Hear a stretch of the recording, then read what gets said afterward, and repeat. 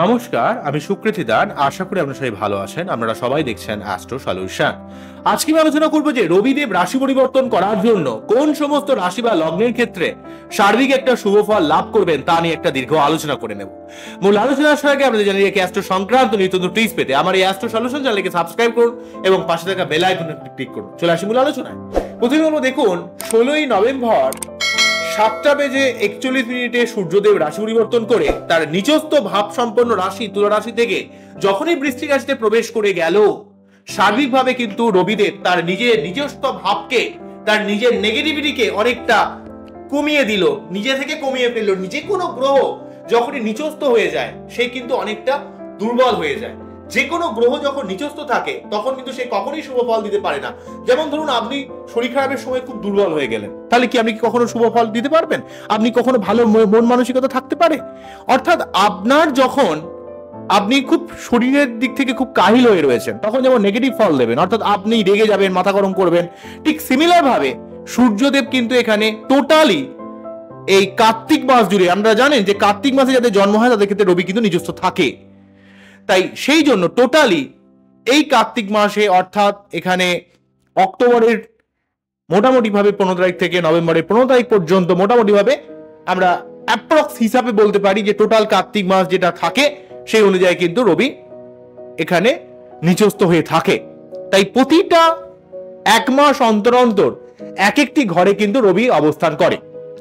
তা এখানে রবিদেব যেহেতু আমরা দেখতে পারলাম যে অবস্থান করছে তুলা রাশির ঘর থেকে ঘরে টোটাল এক মাস, সেখানে কিন্তু যাদের অ্যাকচুয়ালি রবির প্রভাবিত রাশি বা লগ্ন তাদের ক্ষেত্রে কিছু না কিছু ডিস্টারবেন্স ডেফিনেটলি ক্রিয়েট করে। যেমন বলবো, সব থেকে বেশি ক্রিয়েট করেছে ধনু রাশি বা লগ্ন, সিংহ রাশি বা লগ্ন, মেষ রাশি বা লগ্ন, বৃশ্চিক রাশি বা লগ্ন, মীন রাশি বা লগ্ন, বা ধরুন কর্কট রাশি বা লগ্ন। এদের ক্ষেত্রে কিছুটা সমস্যা কিন্তু সব থেকে এরা ফিল করেছে, এবং কিছুটা হলেও কিন্তু আমরা কুম্ভ রাশির ক্ষেত্রে বিবাহিত লাইফ সংক্রান্ত ব্যাপারেও কিছু সমস্যা গেছে। তবে সব থেকে বেশি সমস্যা যারা পড়েছেন তারা হলেন বিশেষ করে অগ্নিতত্ত্বের রাশি বা লগ্ন, সিংহ রাশি বা লগ্ন, মেষ রাশি বা লগ্ন, বৃশ্চিক রাশি বা লগ্ন,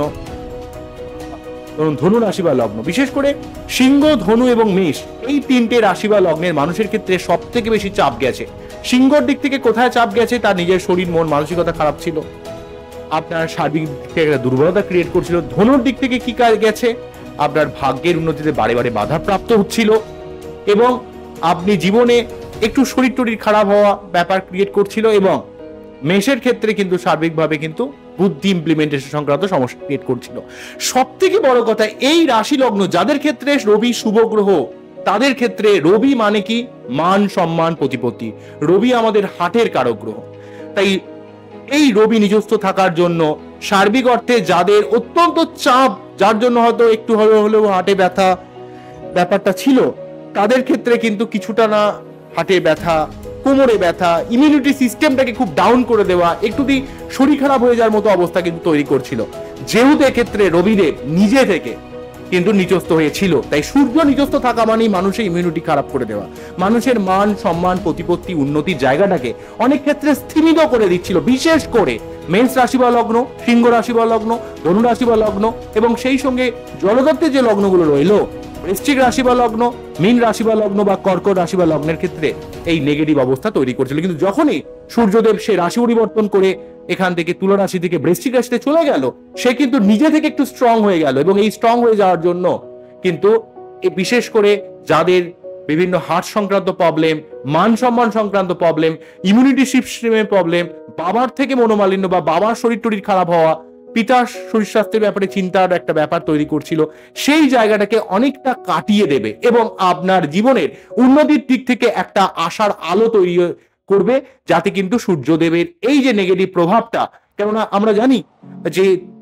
যখনই কিন্তু তুলা রাশির ঘর দিয়ে কিন্তু সূর্যদেব পাস করে, তখনই কিন্তু সার্বিকভাবে সূর্যদেব অনেকটা দুর্বল হয়ে পড়ে, এবং এই দুর্বলতার জন্য সার্বিকভাবে রবি যখন দুর্বল হয়, মানুষের জীবনে হাজারো ঝামেলা ক্রিয়েট করে, মানুষের মতিভ্রম তৈরি করে, শরীরের যেন ক্ষমতা থাকে না। তার উপর তো অলরেডি এই মুহূর্তে মঙ্গল নিচস্থ হয়ে কর্কট রাশিতে বসে রয়েছে, এটাও একটা বড় সমস্যার ব্যাপার। অগ্নিতত্ত্বের গ্রহগুলো আমরা জানি বৃহস্পতি, মঙ্গল, রবি, এরা হচ্ছে অগ্নিতত্ত্বের গ্রহ। তো এদের মধ্যে অলরেডি কিন্তু মঙ্গল তো নিচস্থ রয়েছে এবং তার সঙ্গে সঙ্গে কিন্তু রবিও নিচস্থ ছিল। তো রবি নিচস্থ ভাবটাকে কাটিয়ে দেওয়ার জন্য বিশেষ করে এই প্রথম যে 6টা লগ্ন এবং তারপর কুম্ভ লগ্নের ক্ষেত্রেও অনেকটা শুভ প্রভাব কিন্তু আপনারা লাভ করবে। এমনকি তুলা লগ্নের ক্ষেত্রে একাদশপতি হওয়ার জন্য অর্থ ইনকাম বা আয় ভাবের দিক থেকে যে ডিস্টারবেন্স তৈরি করছিল সেই জায়গাটাও কিন্তু অনেকটা কেটে যাচ্ছে। হলো ওরাল ব্যাপার, তাই অবশ্যই এই সময়টাকে কাজে লাগান এবং আপনার বাচ্চাটির সূর্যদেব কতটা ভালো না খারাপ সেটা বুঝতে গেলে কিন্তু আপনার বাচ্চাকে সঠিক কোনো অ্যাস্ট্রোলজি দিয়ে তার কিন্তু ওপিনিয়ন নিতে হবে। তবে আপনি সূর্যদেবের একটা বেসিক রেমেডি হলো প্রতিদিন আপনাকে সূর্য প্রণাম করা, একটা তামার গড়িতে সূর্যদেবের উদ্দেশ্যে জল নিয়ে যদি সম্ভব হয় একটা রক্তজবা ফুল দিতে পারে এবং সূর্যদেবের উদ্দেশ্যে যে মন্ত্র ওম জবা কুসুম শঙ্কাশং কাশ্যপেয়ং মহাদূতিং ধন্তারিং সর্বপাপগ্নং প্রণতস্মি দিবাকরং, ওম জবা কুসুম শঙ্কাশং কাশ্যপেয়ং মহাদূতিং ধন্তারিং সর্বপাপগ্নং প্রণতস্মি দিবাকরং, ওম জবা কুসুম শঙ্কাশং কাশ্যপেয়ং মহাদূতিং ধন্তারিং সর্বপাপগ্নং প্রদস্মি দিবাকরং, এই মন্ত্র পাঠ করতে পারেন। এবং সেই সঙ্গে আপনাদের উচিত নিজের আত্মাকে আরো পিওর করা, আরো পবিত্র করা, নিজের সোলকে আরো পবিত্র করা, কিছু মানুষের জন্য ভালো কাজ করা, আর্ত দরিদ্র মানুষের জন্য কিছু উপকার করা, নিঃস্বার্থী উপকার করা, কারণ সমাজ সংস্কারমূলক কিছু কাজ। তবে সমাজ সংস্কার করতে গিয়ে নিজের অবস্থা খারাপ করে দেবেন না, নিজের একটা গণ্ডি রেখে যতটুকু আপনার ক্ষমতা, যতটুকু মানুষের জন্য উপকার করতে পারেন সেটা করবেন। মানে এতটা বেশি ইমোশনাল হয়ে যাবেন না আমি বলেছি মানে আমি সবকিছু একবারে করে দেবেন, কিন্তু জেনারেলি ভাবে অনেক মানুষের মধ্যে সেই মনুষ্যত্ব বোধই থাকে না। মানুষের হয়তো অনেক অনেক টাকা, সুখের মানেই তারা বোঝে না, তাদের আত্মা কলুষিত হয়ে গেছে অনেক অনেক মানুষের ক্ষেত্রে, অনেক পলিটিশিয়ান মানুষের ক্ষেত্রে আমরা দেখি। তো যাই হোক, এই জায়গাটা কিন্তু আপনাদের একটু দেখতে হবে, বুঝতে হবে। তো তাহলে দেখবেন রবি আপনার বাচ্চাটা অনেক স্ট্রং হবে। রবিকে স্ট্রং করার প্রথম উপায় হলো আপনার বাবার সঙ্গে একটা সদ্ভাব বজায় রাখা এবং আপনার সমাজের জন্য কিছু ভালো কাজ করা, প্রতিদিন সূর্য প্রণাম করা, এগুলো করতে পারলে আপনার জীবনে সর্বাত্মক একটা উন্নতি বা প্রোগ্রেসের। আজকে এখানেই থামছি, আবারও দেখা হবে নতুন কোনো ভিডিও নিয়ে। আপনার অ্যাস্ট্রো সলিউশন সবাই দেখতে থাকুন। দেখুন আমি সবসময় আপডেট দিতে থাকবো যে কোন কোন গ্রহ কোন ভাবে চলছে, কি দিক থেকে ডিস্টার্ব রয়েছে। দেখবেন আমি বলেছিলাম যে তুলা রাশির ঘরে রবি কিন্তু খুব একটা ভালো ফল দেবে না। আমি কখনো ওই মিথ্যা করে দুমদাম ভাবে বলি না, আমি সবসময় চেষ্টা করি নিজের একটা বিশ্বাসযোগ্যতা ব্যাপারটা রাখতে। এবারে দেখুন অনেক মানুষ বিভিন্ন ভাবে বিভিন্ন রকমের কথা বলে, ধরনের কথাগুলোকে লোককে ভুলভাল ভাবে বুঝিয়ে বলে তো লাভ নেই। আলটিমেটলি কিন্তু আমার দরকার হচ্ছে যে কোনো জিনিসকে একটু সার্বিকভাবে সত্যিটা মানুষের কাছে জানানো, তাতে যদি সেটা নেগেটিভও হয় সেটা মানুষ জানুক, সেটা সেই ব্যাপারে সচেতন হবেন এবং আপনারা বাচ্চাটি সঠিকভাবে অ্যানালাইজ করবেন, মন্ত্রপাঠ করবেন, পুজো পাঠ করবেন। এগুলো করলে আপনার জীবনে সার্বিক একটা উন্নতি বা প্রোগ্রেসের বাতাবরণ কিন্তু তৈরি করবে। আজকে এখানেই থামছি, আবারও দেখা হবে নতুন কোনো ভিডিও নিয়ে।